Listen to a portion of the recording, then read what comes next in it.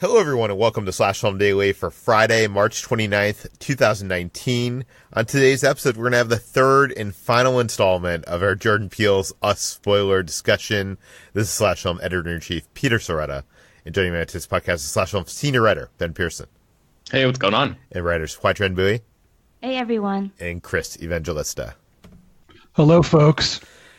Just a reminder, next week, Ben and I will both be at CinemaCon in Las Vegas. We'll be recording podcasts from there, so look forward to that. We'll get a ton of previews for the next year of movies from the big studios there, and we'll be bringing it to you, maybe an hour time delayed onto this podcast. So look forward to that. We have recorded a bunch of these spoiler discussions for Jordan Peele's Us. I hope you're not sick of them just yet, but we asked for your emails, and we got a ton of emails, so I wanted to get to some of the better emails that we've received, and also give HG a chance to share her interpretations as well, because she has not been on the spoiler discussion podcast to talk about Us. So, fair spoiler warning here. We are going to dive into spoilers for Jordan Peele's Us. There's no reason to listen to this podcast without seeing that movie. And I would also highly recommend listening to our other two podcasts on this film. I think we've actually, at this point, recorded more in running time of talking about Us than the movie itself. Possibly. I don't know, or at least by the end of this episode. So that's kind of crazy. I know that's a little excessive, but this is a great movie for it. So, HG, what did you think of the film? So I don't have a single interpretation of Us as much as a series of observations that I hope will cohere into something of an interpretation. Interpretation-wise, I guess I would agree mostly with Jacob's take in that it's about systemic oppression of minorities and or other people who are of lesser means, and how it's on the fault of both the system and us and of the people themselves, and how that can in turn make people into monsters. And so going into my sort of observations, I like how this film kind of taps into that primal, innate fear of the other, and that fear of like having a monster wear your face, essentially. And it's something that made me think of past cinematic depictions of the other. The movie that first came to mind after I saw Us was Invasion of the Body Snatchers, which is a film in which these aliens come and invade and take over people's bodies as their hosts, and so slowly like take over the entire race of humanity. And also, it kind of brought to mind the zombie genre in general. Both of these movies, especially George Romero's Living Dead series, and so both the Living Dead series and Invasion of the Body Snatchers are movies that kind of deal with those fears of having your agency ripped from you, and again seeing like your own face in some sort of uncanny depiction of your own face in the eyes of the enemy or the monster. And I think it was really interesting that both of these films take place. Invasion of the Body Snatchers came out in the 70s. The first Night of the Living Dead was in 1968, I think. Those both kind of commented on or responded to different societal fears and unrests. The zombie genre especially kind of deals with the fears of nuclear fallout and what will happen when our bodies are basically, we're helpless to have this sort of great disaster put upon us. And in Invasion of the Body Snatchers, it takes place in the 70s when there is all the civil and societal unrest having to do with the Vietnam War and government just kind of being untrustworthy for the first time. And I like that in Us, it deals with a different kind of societal unrest, but something that is a little bit familiar in that we cannot trust or this built-in distrust, I guess you would say. But in this case, the fears, this unrest, is something that has been sort of built into our system, in terms of just like the current political climate and everything. And with Us, it kind of flips that burden back onto us and makes us question whether we are the real monsters for reaping the benefits from the suffering of others who, in a sense, are the same as we are. Yeah, I think that's like one of the clear differences between this and like a zombie movie. Mm-hmm. And Chris, correct me if I'm wrong, because I know you've probably seen a lot more zombie movies than me. But is there a zombie film where it is revealed over the course of the film that the zombies are the good guys and we are the bad guys?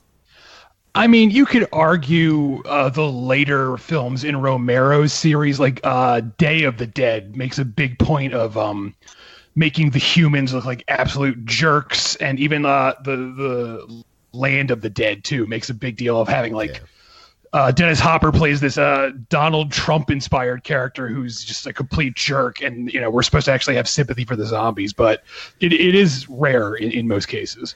Speaking of the zombie, I do want to say that the origin of the zombie mythology actually stretches back to Haiti and Haitian slaves who believed that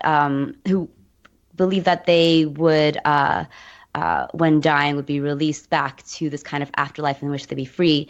And then the idea of the zombie was kind of their response to their subjugation as slaves. So that might be sort of an interesting way of tying back to us in a way. Yeah, that is interesting.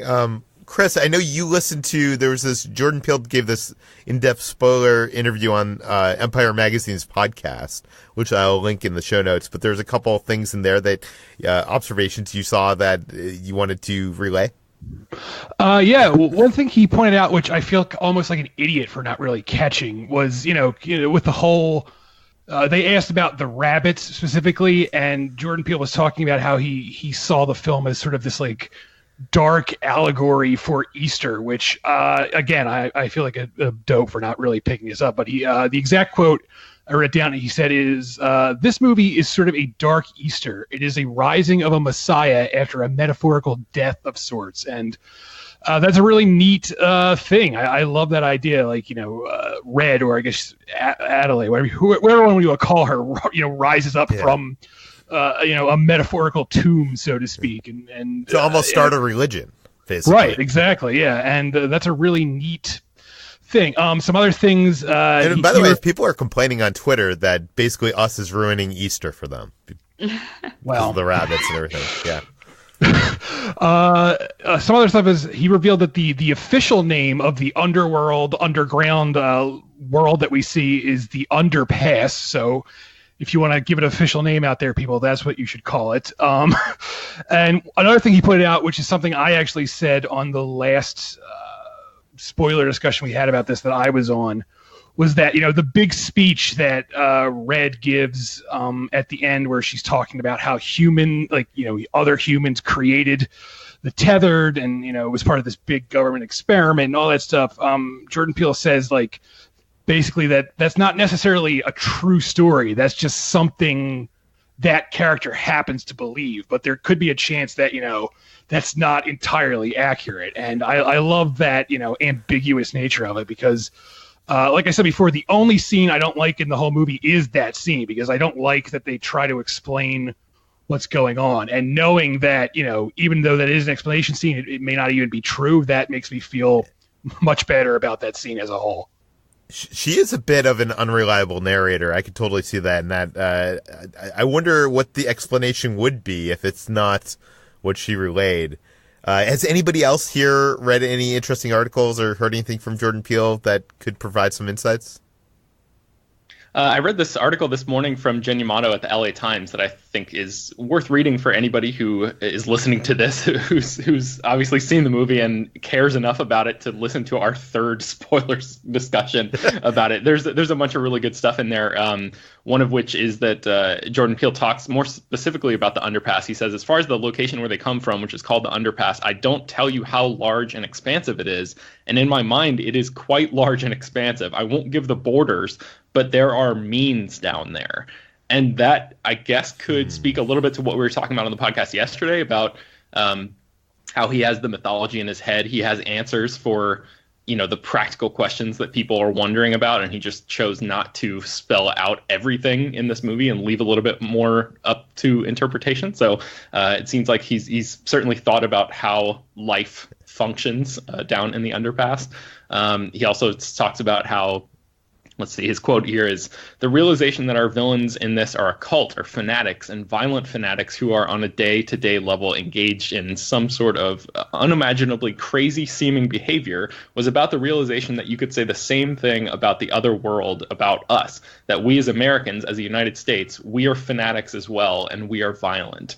So that I mean, we've talked in the past about how Red says specifically, "We are Americans," when Gabe asks them, who they are. And I think that idea that as a country we are violent and we are fanatics as a whole, that's something that we tend to not like to think about ourselves, but is true in like a demonstrable way. So I think that's part of the larger point to this movie, is like turning the gaze back around on ourselves. Yeah, and he also kind of gave more credence to some of your theories in that initial article and podcast, talking about how Us was inspired by kind of the division and xenophobia that he observed in this post-election America, and how the feeling that we all feel like we are the good guy in our own story prevents us from facing our demons, is his actual quote, which I think is kind of interesting. Yeah. But okay, we have a lot of emails to get to in the mailbag. We got so many insightful emails here.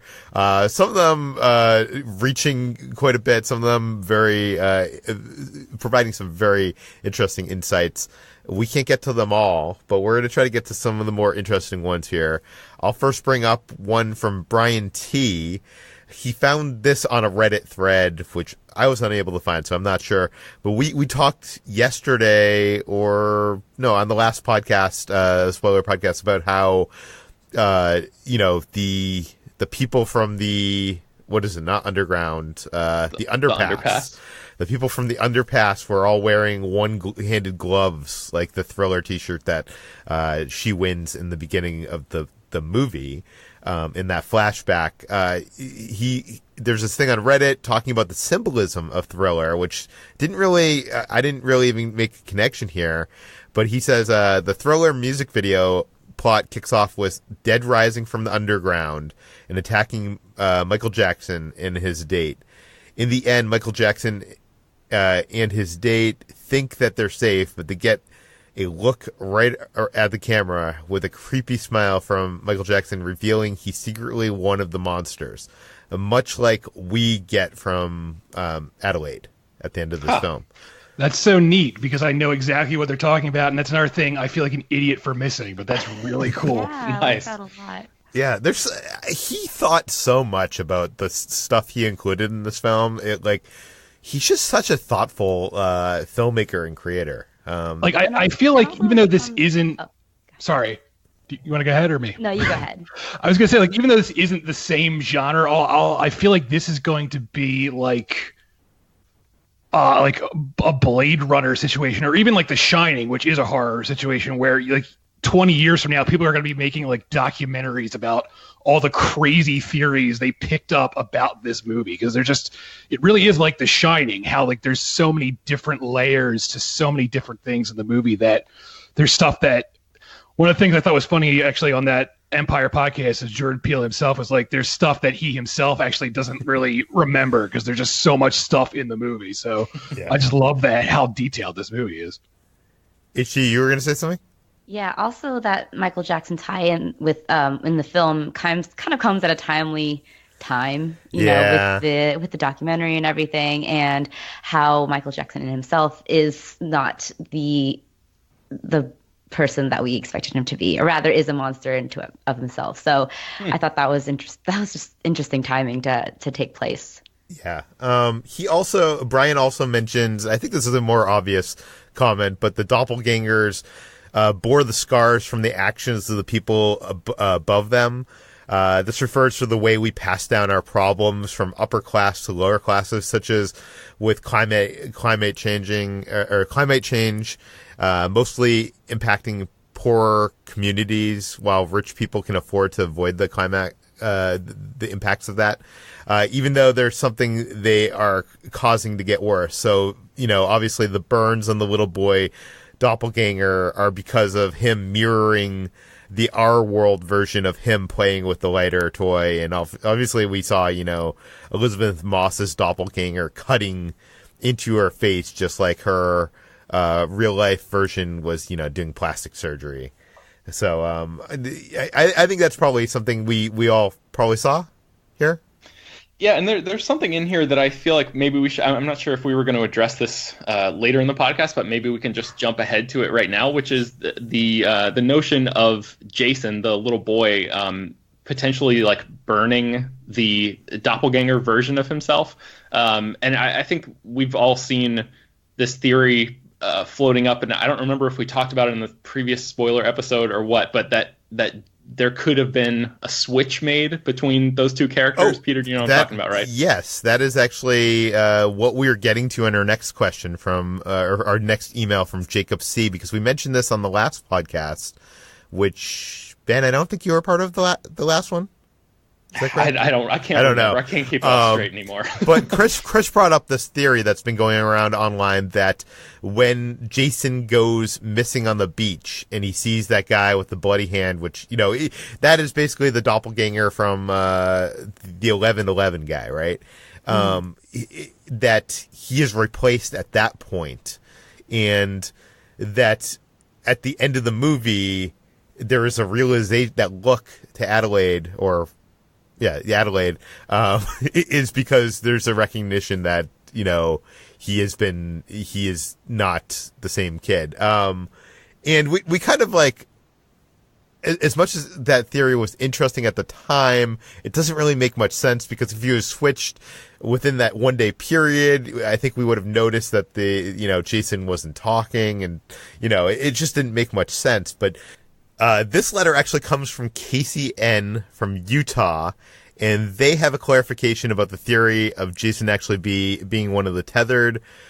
They say that I don't necessarily subscribe to the theory, but there's an explanation that makes a lot more sense than Jason and Pluto switching on the beach in the bathroom. They claim that the time of the switching happens the year before. The last time that the family was at the beach house, Gabe mentions offhandedly that Jason has been acting differently since his grandma died. The grandma's death doesn't necessarily have anything to do with it, but him acting strange could be an indication. If I remember correctly, Jason says the magic trick with the lighter was left at the house and he didn't have it for an entire year. I don't really have a good explanation about this, but it seems like something weird happened a year prior. And considering the layers upon layers of detail that Jordan Peele put into this movie, it seems more than a coincidence. So I wanted to ask you guys, do you think it's possible that, after they went to the beach house, after the grandma died, to, pack it up or whatever, that something could have happened then and replaced Jason with Pluto? I feel like it might be a stretch, because it's something that happens off screen, and that was like, again, an offhand mention. So I don't know. I mean, I thought this theory was a little bit thin to begin with, because I always thought that the glance that they share at the end was more of him realizing that Adelaide was red, and not of them sharing some sort of like kinship in that they are both tethered or something. So, but it's strange, by the way, reading so many reviews and listening to podcasts about this, people have different assumptions about that last moment, and it's not even like, oh, this is what I thought it meant. It's like, no, this is what it is. Do you know what I mean? Like they definitively, like on the Slash Filmcast, they definitively thought it was, I forget what exact thing, but it's just interesting that people are reading that in a completely different ways of who is recognizing who, or what that means. Mm-hmm. But I do want to mention that Casey does mention that Jason was building sand tunnels, not sand castles on the beach. That Red also seemed to handle Jason with more respect than the other members of the family. And she told Zora to run, but was content with Jason playing Pluto. But he does point out, or they point out rather, that some holes in the theory as to why the heck Pluto runs around on all fours. This theory only allows Pluto 1 year to adjust to the tunnels. That seems like a weird quirk to pick up in that time. Yeah, and also, like, I've said this before, but, like, if you go back and pay attention to everything Lupita Nyong'o's character is doing throughout the movie, it really does line up with the fact that, you know, she has some sort of knowledge that she, you know, is the, you know, a switched person, whereas, you know, the quote unquote normal kid never acts like that at all, like through the whole movie, and it just doesn't work for me. At the same time, if Jordan Peele said that was the case, I wouldn't be 100% surprised, because it just seems like there's so much going on here that we might not get. Yeah, and I've seen people talk about how, like, the reason that the kid has that Pluto has burns on his face is because, like, the year before, Jason was flicking that, you know, like, he's constantly playing with that toy, and, like, he's holding it near his face, and, like, maybe just because it doesn't light up in the above ground world, it does light up in the underpass, and he's been, like, inflicting this damage on the other version of the kid. But, like, if that switch happened, then that it would only have been a year ago when that happened, and, like, that damage on his face looked like it had been there for a lot longer than that to me. But it would prevent Jason from talking. You know what I mean? I guess that's true. Yeah. And the other thing about this that I just realized when we were having this discussion is, like, does this mean that Lupita Nyong'o's character has been to this beach house before? Because if so, why is this the time that she's acting strange and feels unnerved by being there? She must have been there before, because, well, unless they went without her. Right? Right. Because I mean, I don't think the movie explicitly says either way, but I don't know. I guess I'm just wondering, what is it about this particular summer that, you know, does the movie give any indication of, like... I mean, she does see that guy being wheeled into the dead guy being wheeled into the ambulance with the 1111 sign, which I'm sure triggered some memories, right? Yeah, it was like before they even got into town. Oh yeah, she was also freaking out. Yeah, she didn't want to go to the beach in the first place. Yeah. Well, here's the question.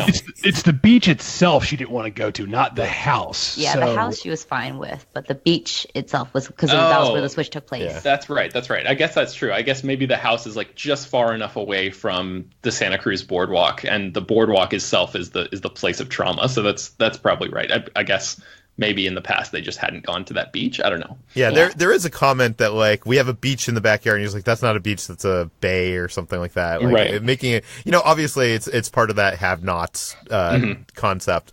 But I did want to ask you guys, I have watched this movie twice, and I do agree with Chris that you do see in Lupita's reaction as Adelaide, everything makes sense. But I'm wondering, especially with you, Chris, do you think Red's reactions make sense? Because I feel like once she shows up there, she should be kind of like, I'm back, or, you know, saying something that is from her viewpoint. And I feel like we never get that at that point, like early in the film.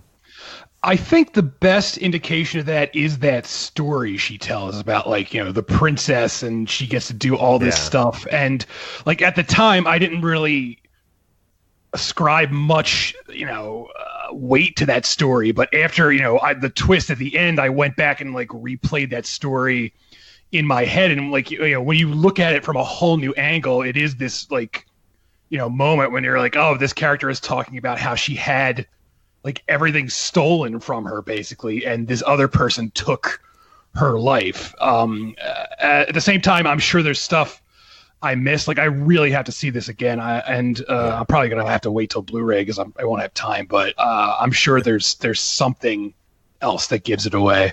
Yeah, for sure. Let's move on to our next email. This is from Jacob C. from Mississippi, and he writes in talking about all the 80s horror movie references that we mentioned. And one of the references I think Chris mentioned on the last podcast was of that Funhouse, which has had a Native American outside, and it was about kind of Native American culture.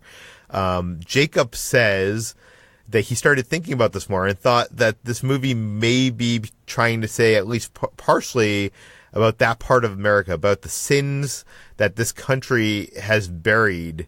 The Native American on the front of the Hall of Mirrors at the beginning, and how it's portrayed almost as past myth or fantasy, Merlin later on. This also would help explain the whole hands across America statement the tethered ones were trying to make.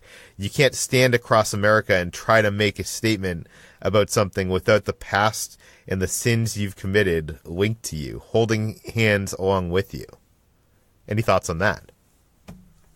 I think Chris said that almost exactly that same thing, except for the Hands Across America part on the most recent episode. Yeah, it's a really good observation. I like, that's one of those little things that you probably would miss the first time through, is noticing that the Boardwalk Funhouse has been re-themed over the years. But again, I certainly don't think that that's a mistake on Jordan Peele's part. Yeah, I like that reading a lot. And I think, it's all very intentional and something that Jordan Peele is referring to, because he doesn't say that it's about race particularly, but it is about many things. And I think Native Americans being forgotten in a lot of these racial discussions are a particularly important part of that. Stephen P. writes in, he's wondering if Peele named the family Wilson as a nod to Poe's dark doppelganger tale, William Wilson. The tale, spoiler alert, ends with William stabbing his dark twin and then seeing the bleeding victim in a mirror. It says, quote, "In me didst thou exist, and in my death see by this image, which is thine own, how utterly thou hast murdered thyself." So I'm wondering, do you guys think that's intentional at all, or is this a reach? I have never read that that story or poem. Chris, are you familiar with Poe's work on that level? I am, but I'm not familiar with this, but I wouldn't be surprised if it did inspire. At the same time, Wilson is a very, common name. Yeah. HD, Very American name. You're very literary, HD. Do you know Poe's work very well? I know some of them, but not this one in particular. But from what it sounds like, I wouldn't be surprised if Peele had gone this deep down and decided to name the family Wilson because of this. The next email comes from Mahesh K, and they write in talking about how to them the rabbits represent, this movie kind of has to do with incarceration. And the rabbits represented that. We see them first in cages, representing the incarcerated, and then even as they are freed, their lives basically consist of being food for the tethered, or just aimlessly wandering around the tunnels of the tethered, not really functioning in a society. There is that one line in the beginning of the film that's on screen that leads to that too. The red jumpsuits, while were likely purposely selected by Red, or I guess Adelaide, and the tethered for their demonstration reminded me of prison jumpsuits. And finally, the uprising and demonstration itself. I would have to say that there definitely is some shades of some incarceration in prison here. What do you guys think? Yeah. This occurred to me too, actually, and how this movie could have stood for the prison industrial complex. And it's also another sort of community of people who are oppressed in some way and systematically oppressed, and how you have the prison pipeline that we see with a lot of minority communities as well. So that's a reading that I actually agree with a lot. Yeah, and there's more to all these emails. We're just reading snippets. So if you want to read all the emails, check out the show notes. I'll include the whole things there. Martin writes in that he noticed that there were 55 cages in that opening shot of the rabbits. Assumption, knowing that nothing in this movie was done by accident, everything is intentional. I think that the multiple themes that have been discussed on your podcast and in the wild can all be grouped into morality of man and the attempt to build a society under human law / rule versus nature, and that nature doesn't care what man thinks or what cute constructs we come up with to live in peace. He theorizes that if you count the cages in the dimensions 5 by 11, that is 1111 again, or 55 cages per block. If you're familiar with the Fibonacci sequence, 55 turns out to be the 10th step in the series, and the Fibonacci sequence is where you take the first number. Okay, this is way too complicated. Do you think Jordan Peele and his production designer are referencing the Fibonacci sequence when designing the rabbit cages?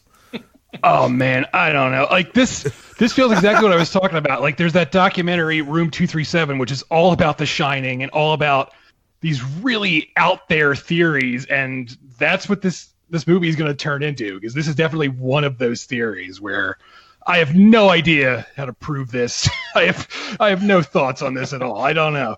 I'm laughing because I didn't come up with it myself, but I also would not be completely surprised if that turns out to be true. I mean, it's like I love how people are thinking about this on such a next level way. I never would have come up with that in my life. And by the way, Martin goes on to have a whole reasoning why they believe this. So you can honestly read that in the show notes. This is galaxy brain thinking. It reminds me a lot of when I was in the heat of watching Lost, and every episode would come with forums and pages of recaps. If they're reading a book, if there's a book in the background, then that has to mean something. Exactly, and sometimes it does, sometimes it doesn't. But that's the fun of it. Yeah, that's the fun I have with Westworld, even though I didn't love season 2. I love when you can dive into things like at this degree. But that brings us to the end of today's Slash Film Daily. I don't expect that we're going to do another spoiler discussion podcast. But if you do have any additional thoughts, send it to us at peter@slashfilm.com. You can find this podcast published every weekday on iTunes, Google, Overcast, Spotify, all the popular podcast apps. And please head on over to our iTunes page, write us a 5-star review, tell your friends, spread the word, and we'll see you on Monday. Was there anything you guys didn't talk about us through these 3 discussions that we might have missed? Well, I didn't get to talk about this, but there was a great Twitter thread. I don't know if you guys saw this, where it talks about double consciousness, and this is something that was inspired by W.E.B. Du Bois. Sort of writing is about double consciousness and the two-ness of Black people who are both hunted and haunted by their perceptions of themselves, by what white people think of them and what they think of themselves. And I thought that was really interesting. Yeah, I heard that theory talked about on the New York Times' Still Processing podcast, which is really great, and you guys should listen to it. If you don't, if you're podcast listeners yourselves, you should check that one out. But they mentioned that there. That was the first time I'd ever heard about that theory, and yeah, I think that you can certainly read into that for sure. Well, maybe we can find those and put those links in the show notes so people could check them out. I will put the Twitter thread that I was talking about. I'll put it here and the other articles mentioned. Okay. Guys, we're officially closing the book on Us. Yeah. All right. Until they make the Us sequel that Chris doesn't want to happen. Yeah, no. Okay. Have a good weekend, guys, everybody. Bye. Talk to you later. Bye.